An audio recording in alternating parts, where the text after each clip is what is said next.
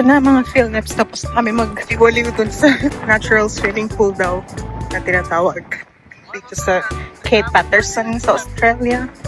Ganda ng view dito mga Philneps. So, babalik kami dito sa summer kasi ngayon medyo mahangin, ang lamig mag-swimming. Para mag-swimming ka.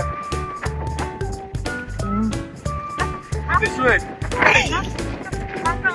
Hindi ko alam kung saan punta. See, samahan niyo kami. Siguro kakain na kami.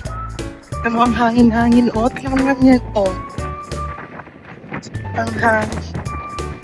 Kami kain. Ganda view dito. Sa personal, mas maganda dito.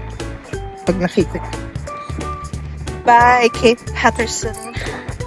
We'll see you again in summer.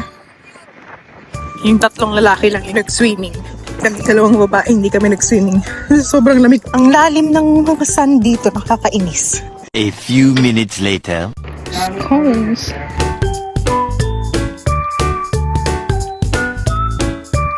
Nice.